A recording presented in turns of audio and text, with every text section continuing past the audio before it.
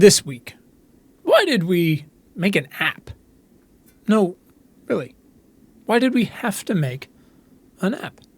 But first, I'm Quinn Emmett from Important, Not Important, and these are my essays, the audio and video versions, in fact.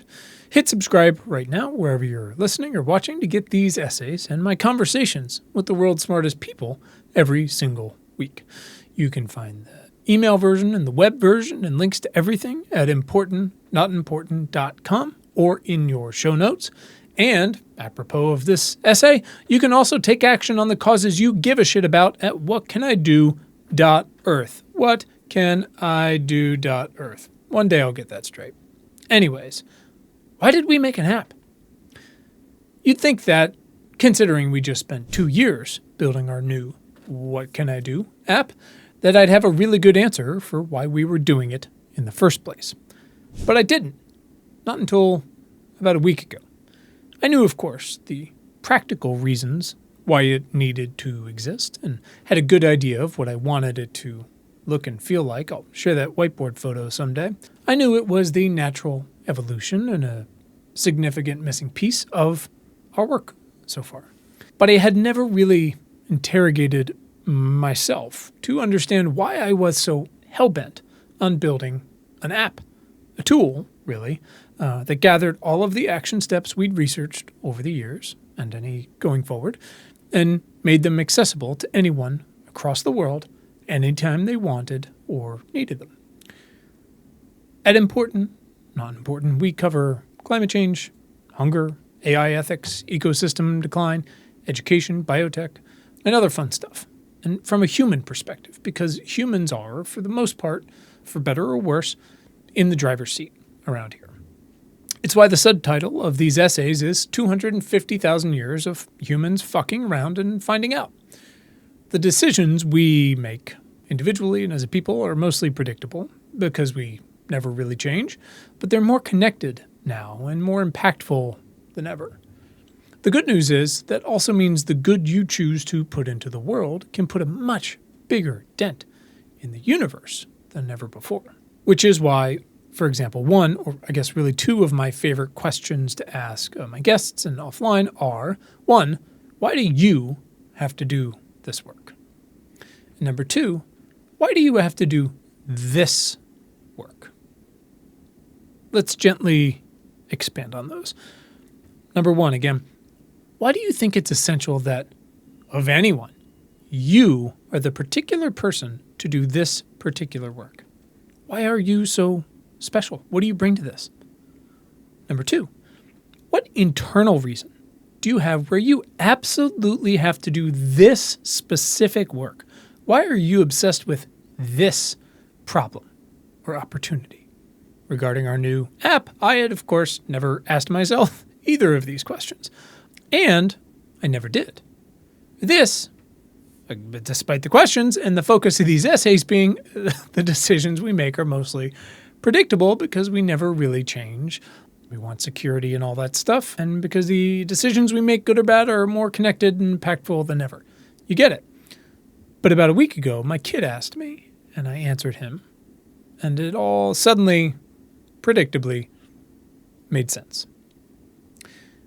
My kids are patient and kind. They're givers. His question was innocent enough. I'd missed dinner and was late to bedtime. Kind of a common occurrence these past few weeks as we've prepared for launch, but one that is otherwise pretty rare. I've been incredibly privileged, mostly by my wife, to have structured my career around being around and showing up for my kids much more than most dads are able to. So when I miss dinner and bedtime, my kids notice. When I miss it a few times in a row, they ask about it. So the oldest, it was a simple question.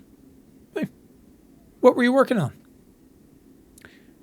In an essay I wrote last year called Did You Hear the One About the Starfish? I quoted investor and dad Chris Sacca, who said, the answer to why you tell your kids you can't hang out right now better be really fucking good. He was, of course, talking about his work as a climate investor now. I identify with that belief and that practice. And so I wrote in the essay, right now when my kids are most aware and most desire my full attention, my time, to justify a late night at the office means I better be on the cusp of curing some fucking disease. That's how important my time with them is, to me and to them. And yet, I'm definitely not curing a disease. Not directly, at least. We'll get to that. That's not how this brain works when it works, or how my biology grades went. Cut to today. I've worked a lot of places. I've done a lot of jobs. I've been paid well for some of them, and for some others, not so much. Some carried more risk than others. I've worked at illustrious newspapers and magazines all over the world. I've built websites and apps and paywalls. I've invested in and advised nonprofits, startups, political campaigns of all sizes, and institutions, like Sesame Street, for example. I've written TV pilots and screenplays about World War I era soldier soccer players, World War II immigrant submariners, horrifically behaved Jamestown colonizers, and teleporters gone awry, forcing us to ask questions like, what makes you, you? I am a long ago liberal arts major with no defined career path. On the one hand, with perspective, it's easy to look at what I do now as the natural evolution, again, of everything I've done before. That's the easy way, right? The media, the tech, the investing, the activism, the fundraising, the storytelling, sure. On the other, from any other vantage point, I clearly have never had my shit figured out. But even though my kids, and my son in particular here, knows what I do, that's not how he took it when I said, well, we're trying to finish getting all the data in for this app, enough to launch, and making sure it won't break when we share it with people, so it can immediately help people be more helpful. And he sighed, kind of distraught at that. And I thought, fuck. Maybe that's just not good enough for him. Not good enough to miss consecutive dinners and bedtimes. Now, my friends know this, my wife and children know this. I take everything personally. I'm working on it. It's not going well. So in that Starfish essay, I continued, here's the thing. Even though my kids are increasingly cognizant and proud of what I do and why I do it, and understanding more of the world around them, some part of me still believes they're always going to remember me missing dinner, not why I missed it. Each time I have to pass on some crucial moment with them, I feel like I'm failing a test. That they're more aware of our limited time together than I am, which is probably impossible, not only because their brains aren't fully formed yet, because I think about it all the time. I'm obsessed with how little time I have with them, especially as children. So, as he sighed, I, against my better judgment, asked him, what was the matter? Now, I don't want to betray his trust here, so I won't get into the details, but basically, this new middle schooler is dealing with everything middle school, as you do, as we all did. But he's also convinced that everyone but him has their life figured out, including me. So I laughed. Not at him, of course, but because any adult with any self-awareness and perspective would do the same thing. And, obviously that's because exactly none of us have our shit figured out. I recounted to him my career path above, emphasizing how little of it was anticipated, much less planned or having anything figured out. And so when he asked how this app, how this current work fit into all that, I had to think about it. I've thought about it before. But in this particular case, I was just so in it. And I doubled back to the activism in the giving. And I went back to 2008 to tell him a story he'd heard before, one I've told before to my children a lot, but one I've never connected to the app in particular until right then. In 2023, I wrote another essay called Why I Don't Eat Animals. That was pretty personal. And I wrote, I worked my first jobs in London and then 2006, New York, absolutely inhaling Essa bagels, chicken parms, and frappuccinos on the daily. I was clocking 12 plus hours just sitting at my desk, drinking and going out and not really sleeping most nights because, I was young. You only live once. You get the idea. We all did a version of it. It was great, but I was increasingly in uncharted territory, fitness-wise. I felt terrible. Okay, that's a backstory. In 2008, a close cousin was diagnosed with leukemia, and I was jolted out of my debauchery, desperate to do something. But what could I do? And as I made clear over and over again, I am not a doctor. I'm not a scientist. Over and over and over, I asked the question you all ask me, you ask us. What can I do? Answer, it turned out, was, former two-sport college athlete, I could sweat. I somehow managed to find and sign up and train and fundraise with Team in Training, part of the Leukemia and Lymphoma Society, where I met incredible humans, raised something like $60,000, and competed in the New York City Triathlon. It was an incredible experience. I felt like I was back, that I had found some unexpected purpose here with something I'd been doing my whole life. 2 months later, I met my future wife at a Caribbean wedding. I was in sick shape. I tried to impress her by racing and beating a very, very slow ferry boat. She did not care, the first of many times, but I was riding high. When it was over, I flew away on a seaplane. It was romantic. I was killing it. I had put good in the world. And 2 months after that, one of my best friends was diagnosed with cancer. And a few months after that, now early 2009, he fucking died from that cancer. Fuck cancer. 2 years later, moved to LA, drinking, depression, no jobs. 2011, I just commenced 11 friends, something like that, to run that fall's New York Marathon with me. I had to do something. So we'd all agreed to collectively raise a shitload of money for cancer research. At that time, the Livestrong Foundation, which, another essay. Because one, honestly, fuck cancer. And because after working with Team in Training a few years before, I knew what to do. To present day, it wasn't as easy as all that sounds. I struggled a lot in both cases. During the day, at my job, and awake at night to figure out, what the fuck can I do about this, about my friend, about this just happening to people? As I described that feeling to my son and thought about the app, I realized what had been driving me to make it all this time. Our work has always delivered something special, I think, and I think a lot of you do. Vigorously researched, timely, evergreen action steps you can take to act on the biggest issues of our time. We help you, along with us and so many others, throw the fucking kitchen sink at these things. But we've always given the action steps to you in what is called a one-to-many model. In short, we pick them, put them in an email, and send it to all of you. Same for the podcast. We talk about it, upload it, publish it. All of you listen to it. It's the broadcast model. It works. It's timeless. It matters. We're proud of it. But it's pretty limiting. It's not very flexible. If you already know the answer to why it's limiting, we know each other better than you think. It's limiting because what if what I put in the email that day wasn't what you were worried about or excited to help with? Now, sure, you can look back through the emails to see if it's out there or the podcasts, or you can Google it. But I mean, good luck with that. It's limiting because I know exactly what it's like to completely spin out at work or around your kids, when you're alone or in bed at night, when you just don't know what the fuck you can do about something, but you're desperate to do anything. And it'd sure be great if that anything fucking did something.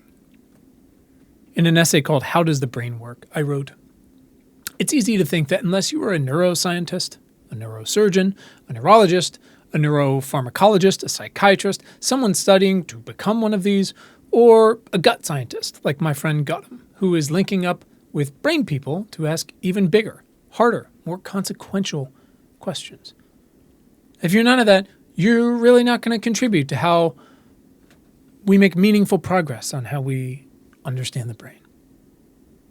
But that assumption would ignore, just to start, how the research they're doing is funded. To say that it takes a village for any of this shit would be a monumental understatement. From program officers to grant managers, lab techs, grad students, undergrads, support staff, team in training. And it's this way for most fields, honestly. It's really, really important we figure out as much as we can about the brain and how it interacts with the gut, what causes and treats Alzheimer's, or whatever else. It is vitally important. And it's easy to feel like whatever contribution you can make might not play a significant part in that journey. I have felt that. I get it. And it's fucking wrong.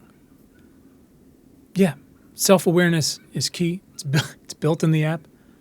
And it's the real reason we all constantly ask the question, hopefully, how can I help? Not just because we're shit givers at heart, but because we already know our limitations. And they can make us feel pretty goddamn impotent when the shit hits the fan, at a personal level or a societal level or whatever. Look, if you're someone who's interested and capable, like me, of becoming a scientist or a doctor or an elected official, go get them. That's incredible. I'm all for it. We will support you. But I'm certainly not one of those people. My career path might keep changing, but it's not going in that direction. When my grandparents had dementia, when my cousin and late friend Andy had cancer, when my other cousin and my uncle had ALS, when everyone was stuck at home because of COVID and disasters and a million other days too, I stewed in my thoughts and emotions asking over and over, what the fuck can I actually do about any of this?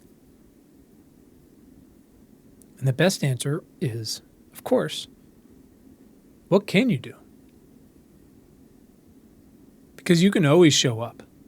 There are always action steps to take. Even at work, even with your kids, even at night, in the middle of the night. That's what our app, What Can I Do? .earth. It's what it does.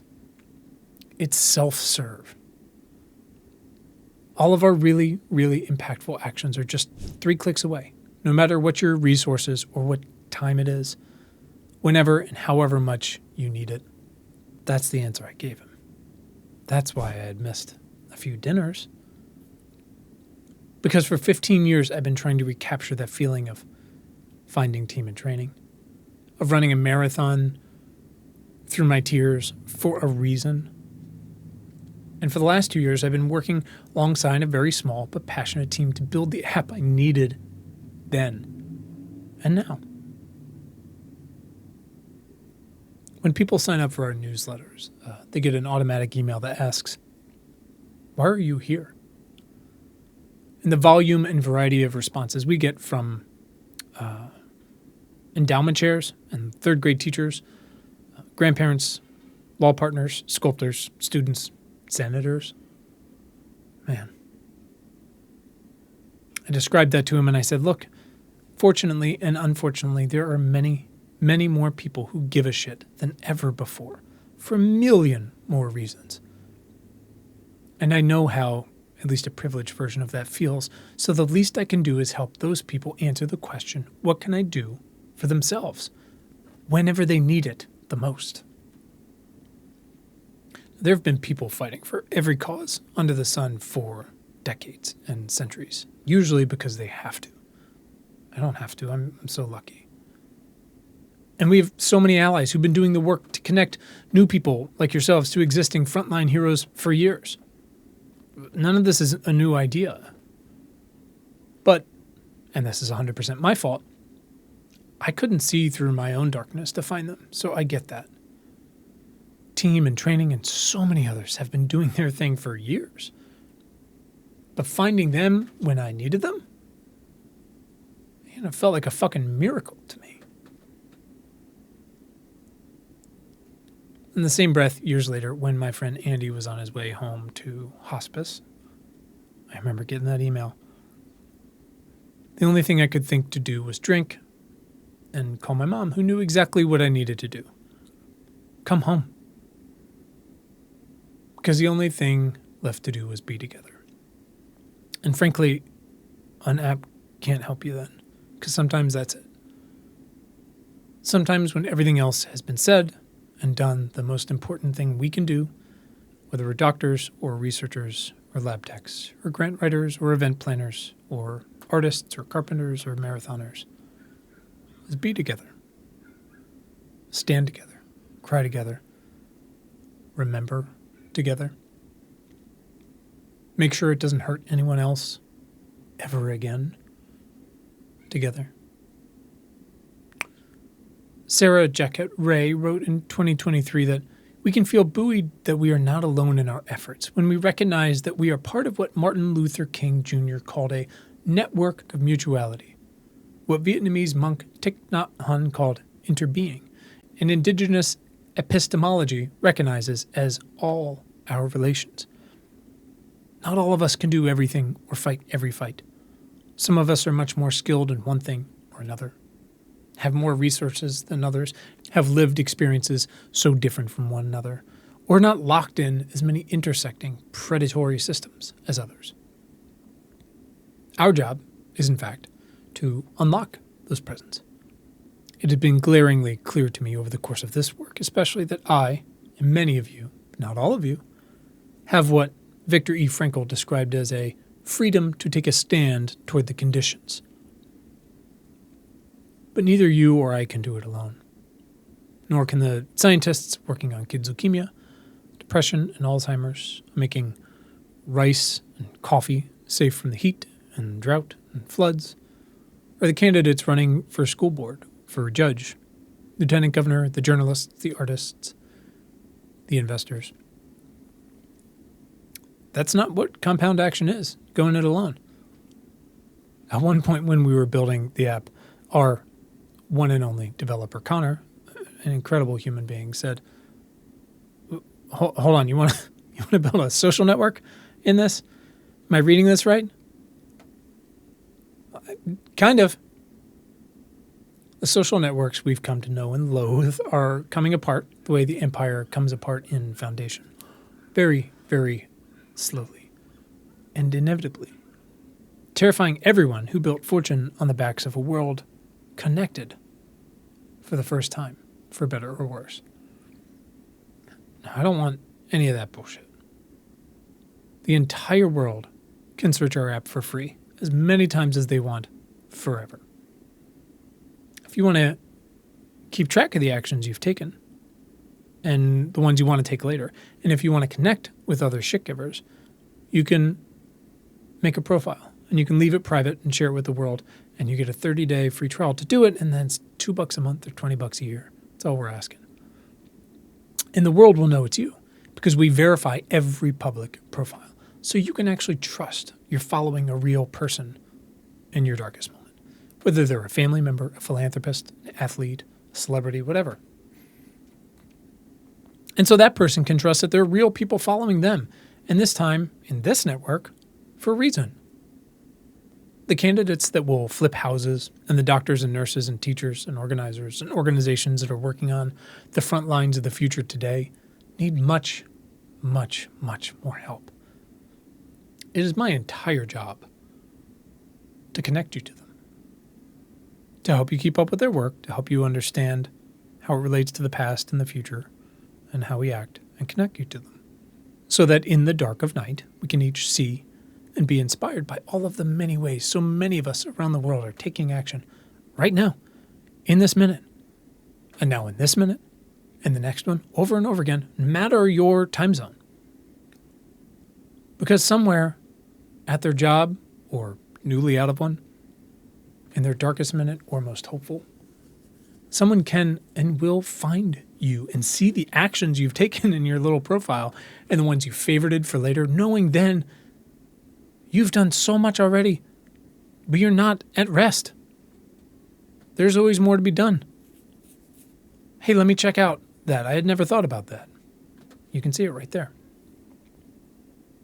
at various points throughout our lives, we can each feel like we're fighting our own long defeat, as we've written about, and throughout history, a collective one, against real bad guys, and for a better, cleaner future. One that is only so close because we have come so far on the backs of so many, but that will require many more. To be a better ancestor for those to come. People who immediately follow up, what can I do, with Dr. Ayanna Elizabeth Johnson's favorite question, what if we get it right? Again, there's nothing new here. There's nothing groundbreaking about a white guy with a bootstrapped app, a newsletter, and a podcast. It's like the Holy Trinity. But the reason why I need to do this work is more clear to me than ever before. And it's been right here the entire time. So that's what I told him. This is what I was working on that night. I don't have my life anywhere near figured out, but I do know now why I needed to make this app the past couple years. Why are you here? That's it for this week. If you got feedback, questions, opinions, cookie recipes, or just cookies, email them to questions@importantnotimportant.com. Again, you can go to whatcanido.earth to get started. Hit subscribe to get next week's essay straight to your feed and my upcoming conversations with amazing folks. To go deeper, visit importantnotimportant.com. Thanks for giving a shit.